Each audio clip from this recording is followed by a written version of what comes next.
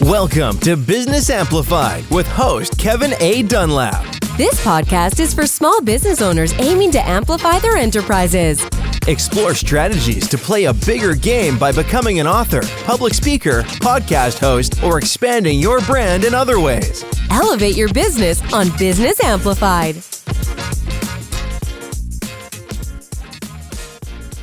Well, hello, everybody, and welcome back to Business Amplified. My name is Kevin Dunlap. I'm your host, and today we're going to be talking with a person. His name is Logan Hughes. I was actually just on his show just a few days ago, so I'll put in the link, our interview on this show. Anyway, Logan is a very fascinating person. I would love to hear more about what he. I would like to share more about what he does. So let me go ahead and just welcome Logan to the show. Logan, welcome to the show. Thanks, Kevin. I appreciate it. Yeah, we had a blast on my my podcast the other day, so I'm just glad to be here, man. Thank you. Yeah, same here. I mean, I think we had good energy, and the thing is, you're going to be sharing me with your audience. Now I want to share you with my audience. So Logan, tell the audience basically, who are you? What is it that you do, and why is it that you do it? Yeah, a great question, right? So my name's Logan Hughes. I've been in the marketing world now for well over 5 years. I had my previous agency that I started, and had some major changes that took place about a year and a half, almost 2 years ago now. That I merged my previous agency with a much larger one, Height Digital. Now I'm a franchise owner, so there's 7 of us throughout the country. I got into the marketing space because at my previous job, which I was working with my cousin, and fresh out of school, I was handling some logistics with a medical device company in Boston. And through 7 years I was there and was able to buy my first place, 401k, insurance, everything imagined, was living really comfortably. But about the end of year 6, I was like, man, I feel like my soul was being like literally sucked from my body, because I was just doing spreadsheets and doing some stuff that I didn't love doing. I'm a very creative person at heart. I've been involved in music and graduated graphic design degree. So I'm a creative person. So it took me a while to kind of figure out, like, okay, something needs to be changed. And along my journey, I've kind of found marketing as a way to express my creative side, but also help business owners out, be of service to others. And that was another facet of what I was feeling at that time, is that I felt like I wasn't being fulfilled in a way that was, I'm not helping anyone. I'm just kind of here doing just the day-to-day stuff and whatnot. But I'll give you a kind of interesting part of that, is that from a mindset perspective, for a year straight, I wrote down in my journal every single day, I'm going to leave my 9-to-5 job and create my own marketing business. Every single day I wrote that, and I had a plan that I was going to leave this full-time job in January. Now, January came and I hadn't left. I was kind of using marketing as a side hustle. I had a couple of $1,000s coming in, nothing crazy. But I wasn't ready to leave. I was scared. About a couple of weeks later, my boss pulls me in, and his partner pulled me into a meeting out of nowhere. And it was like, Logan, we're sorry, but your job's being phased out. We're going to give you 3 months to kind of figure things out. And unfortunately, you won't longer be with us. So that was either the universe, God, whoever you want to say it was, but it was that basically like, okay, you've been asking for this now for a year. Here's a kick in the butt. It's time to get after it. So that was, that put a lot of things together for me from a mindset perspective. And it kind of built my confidence up that, if I put my mind to it, that I will be able to accomplish it. And then here we are 5 years later, and things are going pretty strong. So. And I'm glad that you said that, because a lot of people go to the job, and I've actually been on a few podcasts before about having a job.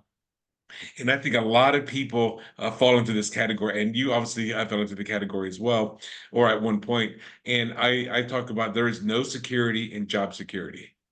You just never know when they're going to let you go. At least they gave you a 3-month warning. Right. No, it's only because it was my family member, right? He was trying to help me out. But yeah, sure. Other than that, it would have been 2 weeks and you're out. Well, I mean, because I know when I got my start into the entrepreneurial journey, I was a computer programmer.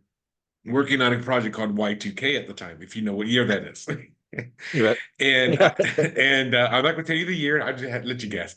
But I remember this was June. I was a computer programmer working on a sub project. In this case, it was with BB&T Bank, but I didn't work for BB&T Bank. I was just subcontracted to them. And if for those who don't know what BB&T Bank is, that's a bank that's more on the eastern part of the United States, south and eastern part of the United States. And I remember this was June, and it was, and my gig was coming up, and my boss, okay, we'll try to find you another job, and said we just just give us a call every couple of weeks, every couple of days, and just check in. You're still going to get paid, but just go ahead and check in. And I remember I asked my boss, like, well, so since this is the perfect timing for me to go and take a vacation, because I'm in between gigs, I don't have to worry about letting my next gig know, hey, I'm going to be on vacation. Just go and take it now in this time in between. He says, sure, just give me a call once a week. So I decided to go and take my 2 weeks vacation. And I ended up going, I was living in Raleigh, North Carolina at the time. And I went to Seattle, Washington to go to stunt school. Yes, I said that right. Stunt school. I sat on fire, car stunts, hand-to-hand combat. Because I was always wanted to be a stuntman at that time. But the stunt school was 3 weeks long. So after I came back, he still said he couldn't find me a gig. And about a week or two after that, he said, well, he called me again. Said, well, we can't find you another gig. And so we're going to have to go ahead and let you go. And since you didn't earn that second, so I was paid 2 weeks in advance. It was, since you didn't earn that second week of vacation, because this is only July, we're taking that out of your final paycheck. And that extra week that you took off, we're taking that also out of your final paycheck. So no notice, no more paycheck, zero income. So That I didn't hurts. get the 3 notice. I got the, hey, you're fired today notice.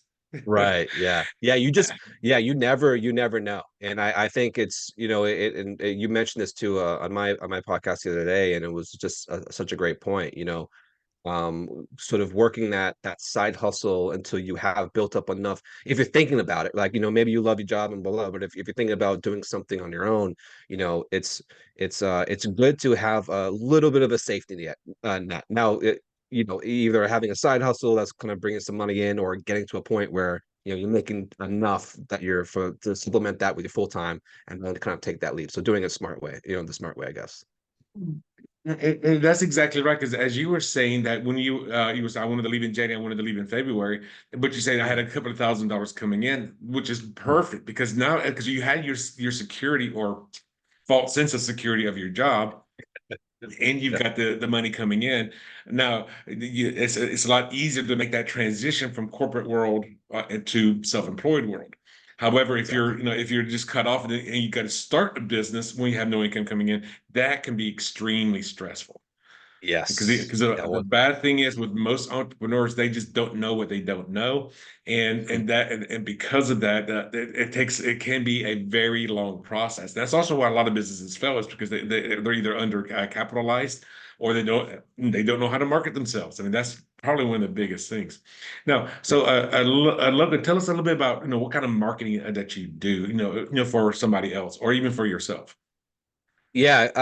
So I fell in love with website design. We're just talking before we went live here. I built over myself personally around 150 websites. I fell in love with it, just because, again, it's another outlet for that creative aspect. So I'm getting fulfillment on that side, but also every single business needs a really great website in place, right? It's a what we call a lead converting machine, right? And a lot of Mhm. the websites that I've seen from service-based businesses, trade businesses, or you name it, really, they're called like business. I call them business card websites. They're like 1 or 2 pages. They just kind of have some information on there. They don't really do anything other than it's just a digital business card, right? So from my marketing perspective, when I work with businesses, I always start with the website first. I get a lot of inquiries about SEO and PPC and all these different aspects of marketing, but none of that will work unless you don't have a really well established website in place. It won't happen, especially from SEO, right? So when I have a client that's interested in any of those services, we always start with the website. We do a full-fledged audit on their current website, making sure it's up to speed. If they have a Squarespace or Wix website, then we try to talk them into the reasons why they should upgrade or to a WordPress website, using Elementor, those type of deals. And because that's really going to give you that foundation from a digital perspective needed to be able to start doing SEO or PPC along the lines. A lot of the stuff that we're finding out too nowadays, and you're doing a good job of this yourself, is the personal branding component of this, of the Mhm. marketing is massive nowadays. No longer can a business owner just be sidelined and kind of hiding behind the computer. Some of the biggest companies that I've talked to and some that are generating a lot of revenue are being shown on camera and being first and foremost out there, talking with the community, being on video and podcasts and speaking arrangements.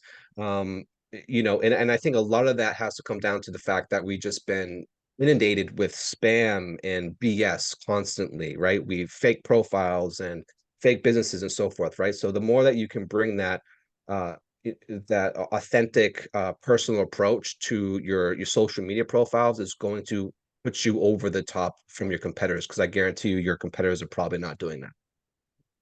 Well, that is, I'm glad you said that because I learned that back in 2009. I think we've shared this, we talked about this before.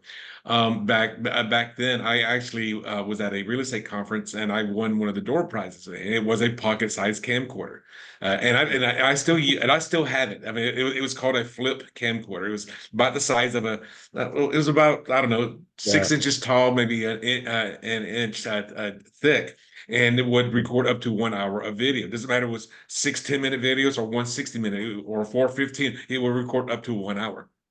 mm, And I started shooting. I was in real estate at that time, and I just started shooting video of me standing in front of the camera, introducing the house that I was going to be marketing for that day. I mean, I was standing in front of the camera and say, "Hello, everybody. My name is Kevin Dunlap with Trident Investments Group. Today, we're at 123 Main Street, and I go through the details of the house. Then I would shoot what I call the tail slate, which is hey, thank you for taking a look at 123 Main Street. For more information about this or any of our homes." That was my exact phrasing. I mean, I've done it so many times.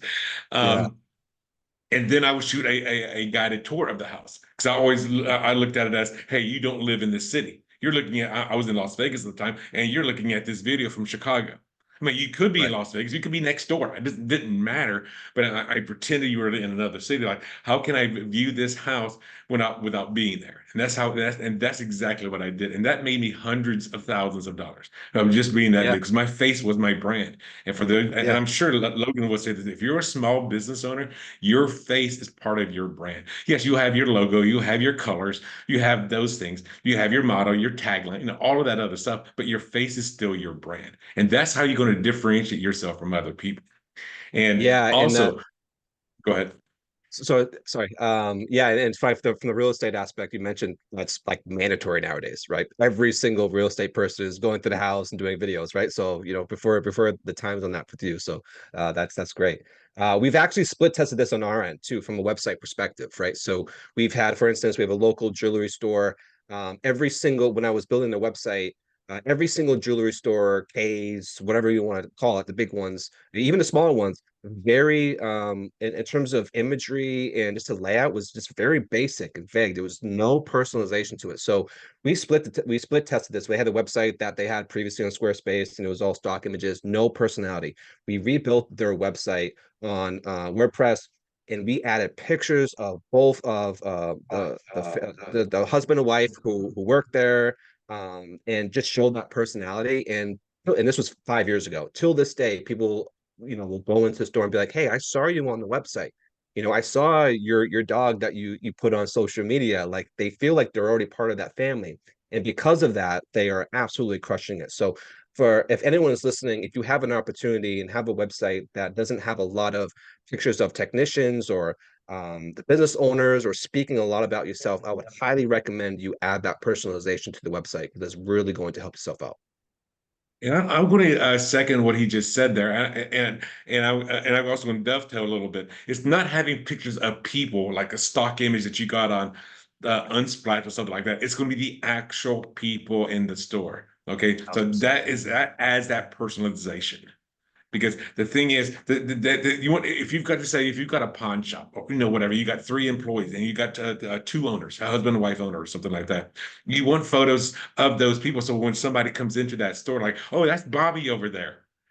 I Thousand mean, percent. and that just Yes. adds so because I'm sure everybody's heard of the whole saying, people will do business with the people that they know, like, and trust, and they Mhm. have to know who you are to know you. I mean, it's so That simple, but it's I yeah. don't want it to go over your head because you're overthinking this.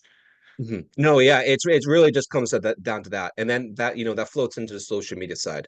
Mm. Put it, just constantly nurturing your audience. Maybe even getting, if you know a family friend who does, loves the photography, right? Have them come to the store or follow you to different job sites or do certain things, and just get some photos of yourself personally out there. It's funny because like on Facebook when you're posting or anywhere really I noticed that the posts that do the best are personal posts, and I'm sure you've seen that too, right? Talking about family or dogs or something along the lines that stuff really gravitates and brings that personalization out. So if you're a business, absolutely start including any type of personalization that you can, whether it's TikTok videos, Instagram Reels, and so forth. But definitely bring that personality. It's going to help out.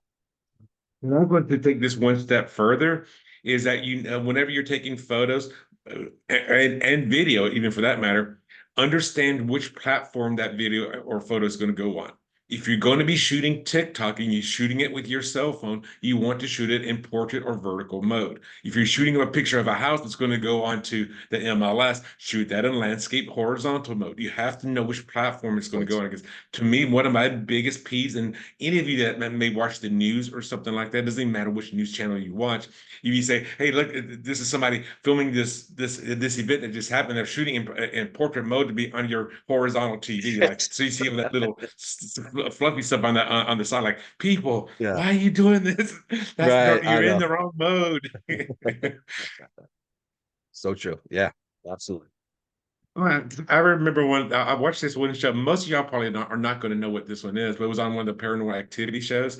And one of the hosts, he shot video. He goes, "I tell everybody to shoot in vertical or horizontal mode." And then he shot an event. He shot it in vertical. He even broke his own rule. Yeah. But you, It's yeah. Yeah. No, it's funny. I mean, like there's a lot of testing that's involved, right? And again, go back to the jewelry store owner because we have such a great relationship. She's doing a lot more reels nowadays, and it's so funny because she's getting really good at it, but she's still like, she checks me today.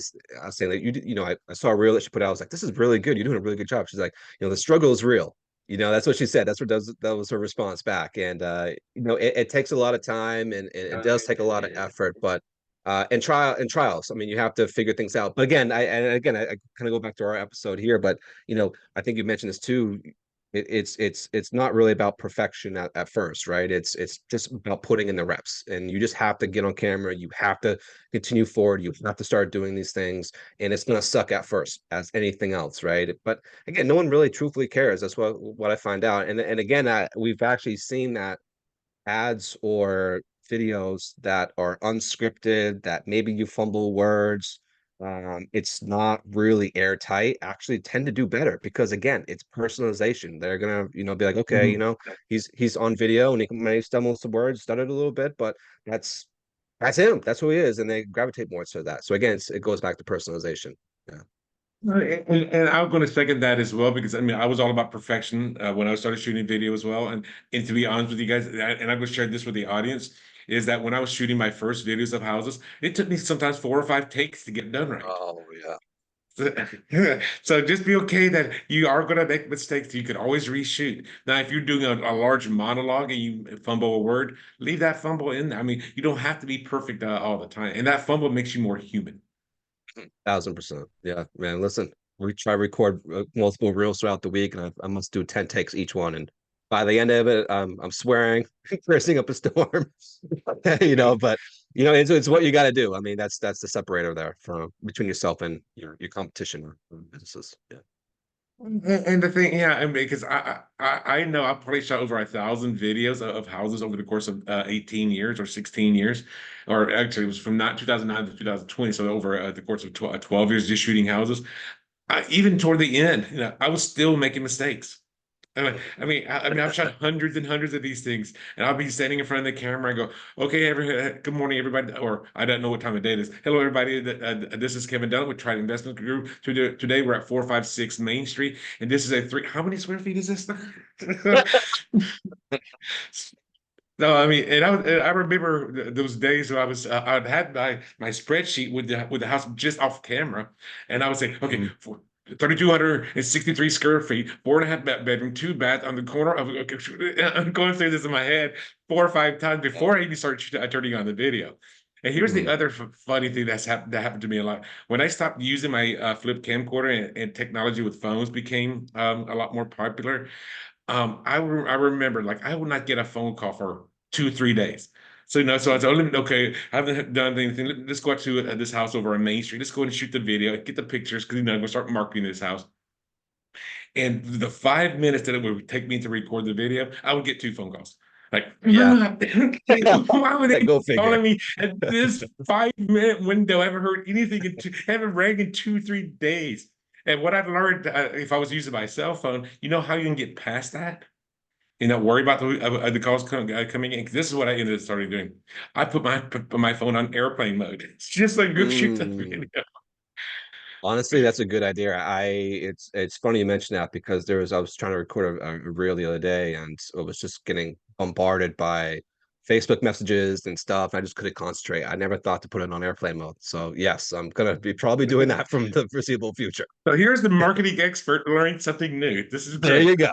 So Logan, tell us about some of the challenges that you've gone through, and how did you get past some of those challenges? So the biggest challenge I think that I've had within business certainly was that transition from full time to entrepreneurship. That At the very you know, beginning. yeah, from the very beginning. I've been incredibly lucky and grateful and blessed that since making that move, things have gone in the right direction. But the challenge that I faced was a couple things. One of them was the confidence in yourself to make that jump. Um, so I learned, I learned a lot in that aspect. I had to be extremely confident in myself, not listen to the naysayers, and go in with 100% my gut feeling that I will make this work. Part of that also had to do with the fact that I had a tremendous support system. My wife always had my back. My family was like, Logan, this is a good opportunity to do it. So, that really, really helped. So that biggest challenge was going from and also juggling act as well. Going from I had to go from 9 to 5 day to day type of deal to going on my own and being like, okay, I actually have to wake up at a certain time and get to work, and I have to really set my calendar and be responsible for my actions because that's ultimately what's going to bring the money in, right? So it was a little bit of that. I think the second part of the challenge that I learned early on was the financial piece of this. I was operating a lot at that time as a freelancer, and I wasn't paying attention to my books. My books were a mess. So when it came down to taxes and so forth, I got screwed big time. So if you were looking to start your own business, I would put a major emphasis on learning what it's going to take to get your books in order because I had to come up with thousands of dollars that at that point I didn't have, and it sucked. So, recognizing that the financial piece is a big thing, learning your numbers as you're going through, establishing clear KPIs. But the financial piece, look for help on QuickBooks or get a CPA or someone in accounting part that could, set you up from the beginning because you don't want to have to run into a problem where, you know, taxes come around and you have to cough up a ton of money or you haven't paid taxes and you're operating as an LLC, that type of stuff really caught me off guard. So those would be the two big challenges that I face when going through my transition to entrepreneurship.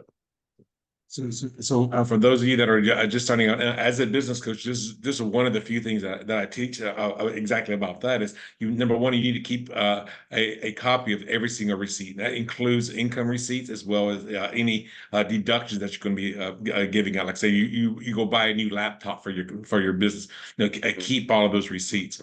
And I don't normally talk about this on podcasts, but one of the things I do teach is that if you're going to be starting a business, opening up a second, at least, well, I usually say seven checking accounts, but we're not going to go Yes. there. Yes. But you do open up one additional checking account, and 10 to 15% of all of your income goes in that one Yes. checking account, and that's going to be your tax account. That way, you're you're 1,000%. or you're already saving up for that taxes. Because here's the one thing that a lot of entrepreneurs don't know or they don't think about is that once you become fully self-employed, guess what? You're not going to get a tax return. You're not going to get a tax rebate from the government. Those That days are was a hard gone. that was a hard pill to swallow when I first got that. The account was like, "You're not gonna." I was like, "What? Are you kidding me?" So like, that's a hard pill to swallow right there. But it's certainly absolutely true. Yeah, yeah. But that's because you're not paying in during the whole year. Mhm, So why mhm. would you get something back that you didn't pay into? Right, right.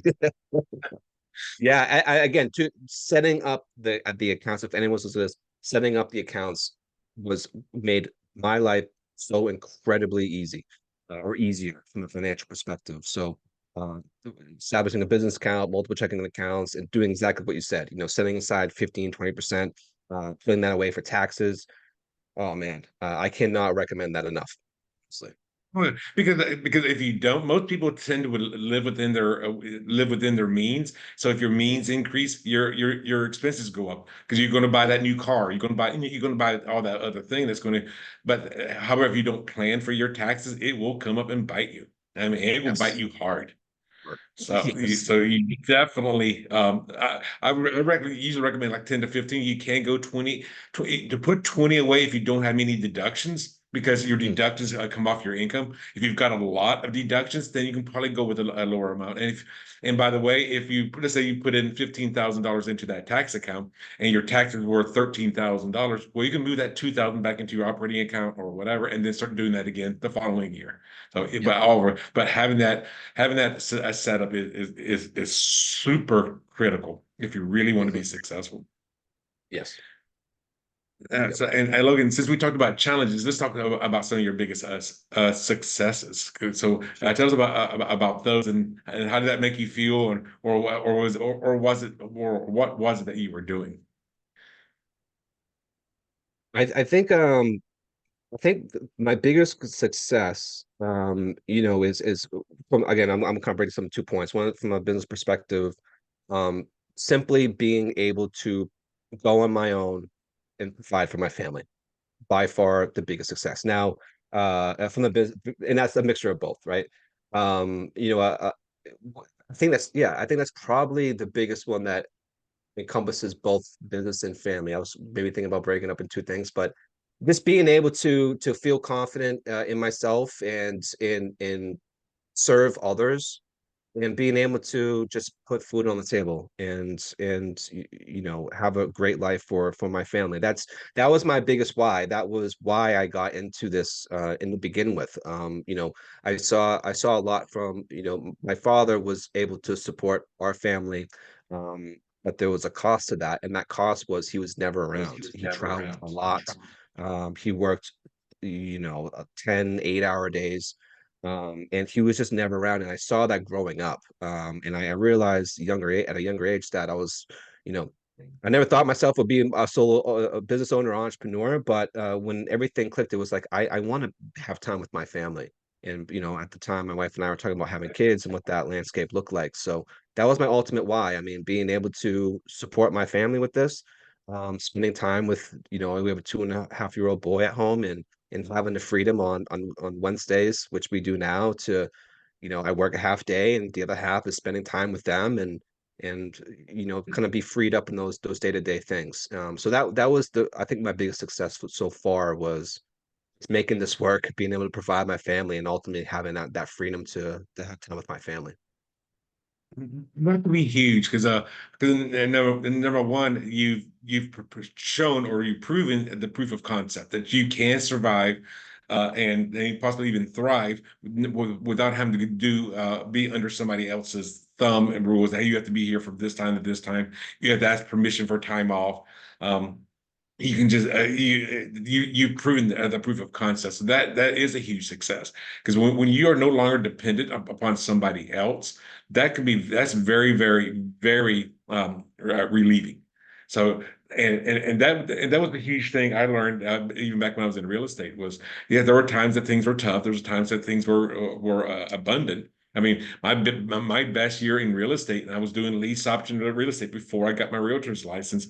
And in 2011, I did 53 real estate transactions in one calendar year. Now, we've got to remember, we were in a housing crisis at that time, and lease options require prices to go up in a declining market. And I did Right. 53 of them, one per week That plus one. that's crazy.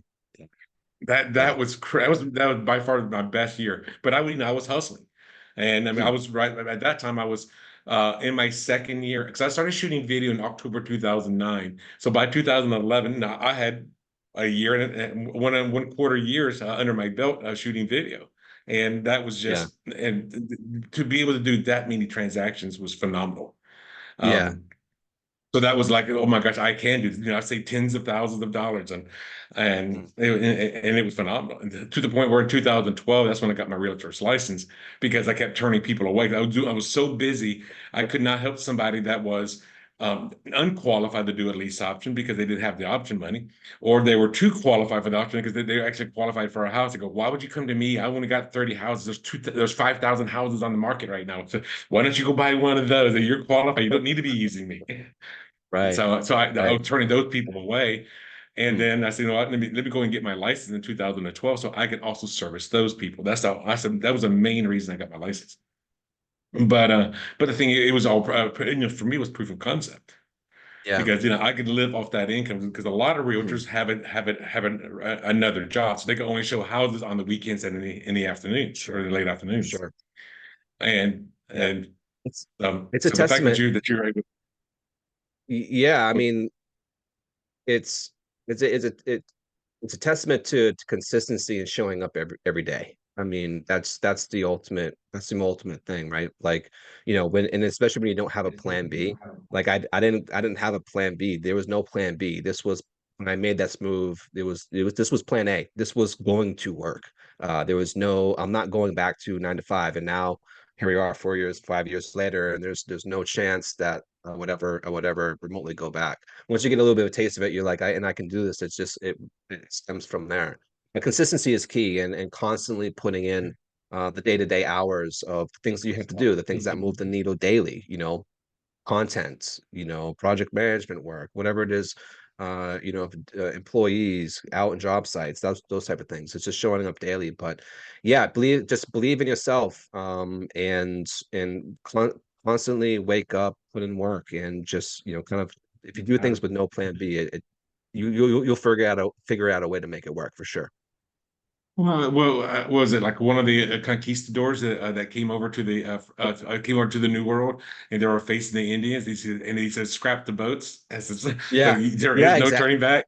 That's yes, that's exactly what it is. I mean, like, and that's the thing. I mean, and you can tell, and I don't know if any other business owner that I've talked to had a plan B when they made moves. They worked themselves up. Obviously they've had different jobs, working other businesses, and learned, what not to do, what they were doing great, and kind of learning from that and going on. But a lot of entrepreneurs that I know, when they started off, they didn't have a plan B. There was like, they learned along the way, they grew some skills, and they made that move, but there was no turning back. You're going to make it work. And if not, then it is what it is. You pivot and do something else. But yeah, it's funny how that works.